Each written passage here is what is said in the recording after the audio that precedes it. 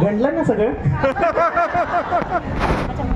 Good evening, ladies and gentlemen. Today we have gathered here the special occasion. It means annual function 2025. So guys, are you ready?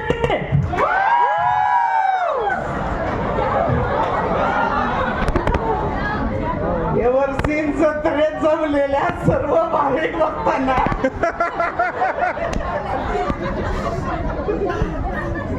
सूचित करण्यात येते की काल जो होता तो पंक्तीचा कार्यक्रम होता आणि आज गाण्याचं कीर्तन आहे. नंतर जेवल्याशिवाय कोणी जायचं नाही. इंग्लिश बोलत असताना वाटलं असेल भाई काय भारी बोलतोय,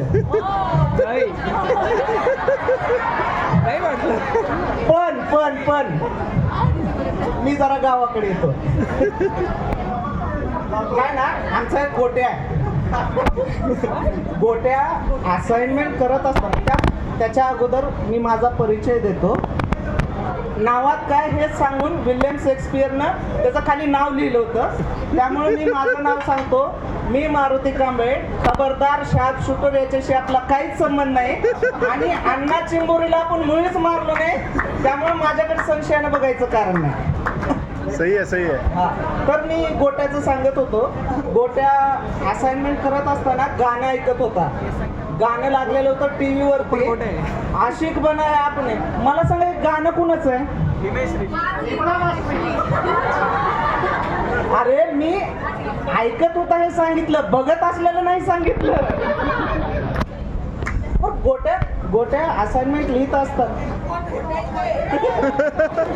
अरे तो हा गोट्या नाही, आमचा गोट्या वेगळा आहे. तो असाइनमेंट करत असताना गाणं ऐकत होता आणि बघा, शहरातली आई अभ्यास कर म्हणून त्याला ओरडत असते. मग त्याच्यात काय फील आहे का? गाडी मात्र फील नाही. ते कसं बोलणार, अरे गोटू मूर्ख आहेस का, अभ्यास कर, परीक्षा जवळ आले. पण याच्याने काय फरक पडणार का गोट्याला? नाही. पण तीच आई जर मराठवाड्यातली असेल आणि त्यातल्या त्यात लातूरची असेल, बाई भूकंप तर होणारच ना.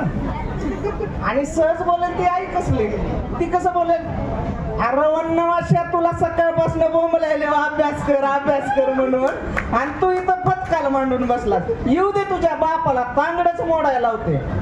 आता तुम्ही म्हणा, एक गोट्या, आई, बाप आणि याचा कॉर्पोरेट लाईफशी काय संबंध आहे? बरोबर. तर इथंच खरी गंमत आहे. तो संबंध आहे, तो कसा ते मी सांगतो.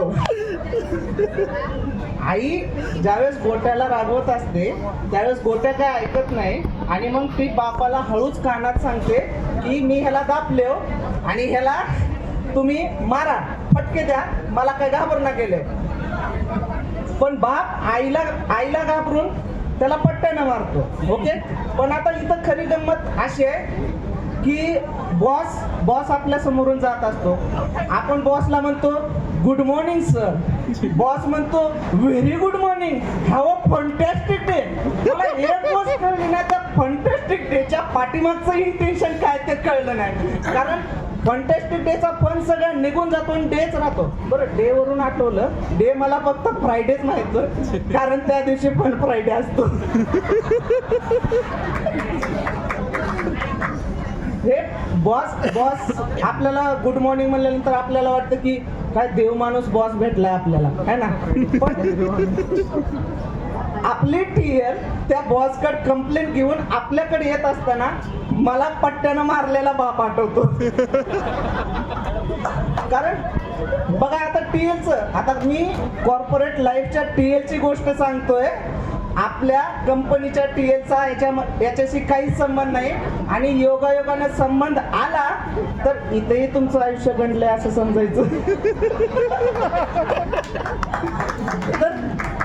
तर गोष्ट अशी आहे की टीएल एखादी नवीन अपडेट आलेली असते आणि ते समजावून सांगत असतात. ते कसं सांगणार, मग त्यांना असं वाटतं की आपण लय भारी एक्सप्लेन करतोय. आणि जसं की तू ही मेरी शब है, सुबह है, तू ही दिन है मेरा.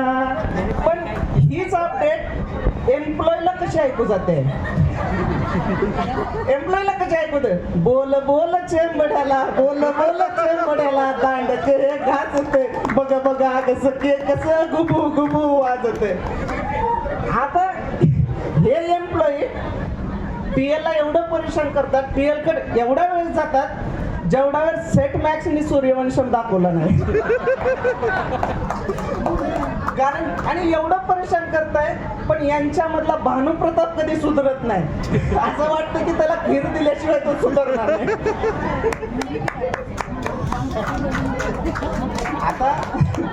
आता आपण येऊया जागतिक क्वालिटीकडे. क्वालिटी टीम कौन है ये लोग? कहाँ से आते हैं? क्या मकसद है इनका? यहाँ से आते हैं. हे ते लोक आहेत जे वर्ल्ड हेल्थ ऑर्गनायझेशनच्या टॉप लिस्ट मध्ये येतात.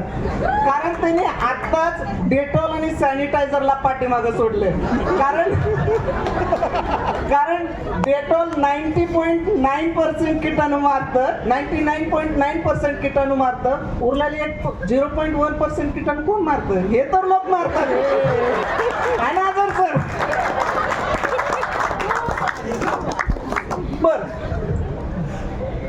यांचा थोडासा लूज किंवा लो एरर आला,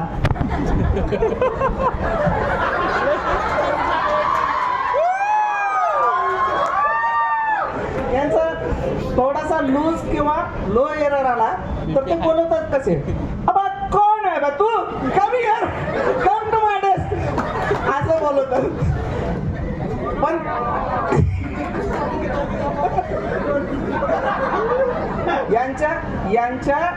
यांच्या इगोशी खेळायचं नाही. नाहीतर म्हणावं लागेल जिंदगी मौत ना बन जाए संभालो यारो.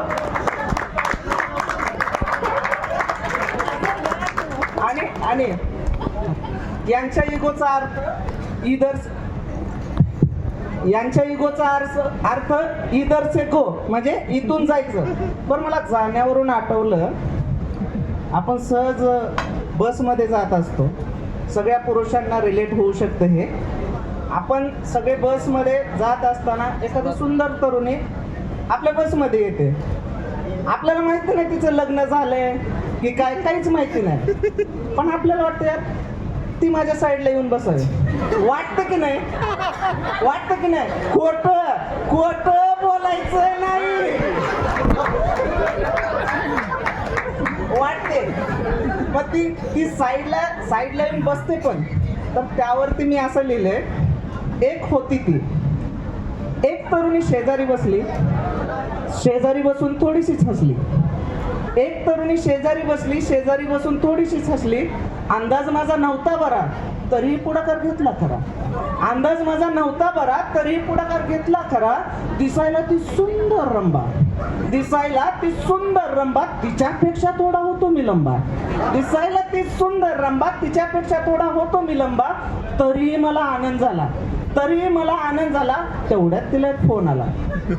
फोनवर विचारपूस झाली खरी, स्वभावाने जरा वाटली बरी. म्हणजे नाही का, हॅलो मी बसले आता बसमध्ये, तुम्ही जेवण घ्या, काळजी करू नका, मी पोहोचल्यानंतर तुम्हाला कॉल करते. आणि काही फोनवर विचारपूस झाली खरी, स्वभावाने जरा वाटली बरी. हसल्यावरती विचारलं त्याला. आता सहज हसते, आपल्याकडे स्माइल करते, सहज हसते. हसल्यावरती विचारलं तिला, बाई तुम्ही आहात कोण? हसल्यावरती विचारलं तिला, बाई तुम्ही आहात कोण? तिने उत्तर दिले मला मुले आहेत दोन. तिने उत्तर दिले मला मुले आहेत दोन. दोन मुलांचे ऐकून मी कधी नव्हे ते फसलो होतो. चेहऱ्यावरचे भाव लपवण्या थोडासाच मी हसलो होतो. दोन मुलांचे ऐकून मी कधी नव्हे ते फसलो होतो. चेहऱ्यावरचे भाव लपवण्या थोडासाच मी हसलो होतो. इतक्यात मला एक आठवण झाली. इतक्यात मला एक आठवण झाली. अहो संतूर मम्मी पण बसमध्ये आली.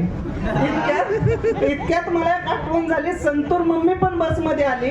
तेव्हा मी सांगितले मनाला, नको लावू सर्वस्वपणाला. मान्य आहे सुंदर मुलींमुळे दुनिया बेजार आहे, मान्य आहे, सुंदर मुलींमुळे दुनिया बेजार आहे, पण ती मलाच लाईन देते हा मात्र कायमचाच आजार आहे. पण ती मलाच लाईन देते हा मात्र कायमचाच आजार आहे. Thank you so much guys, you are loved आणि थँक्यू. That's my time.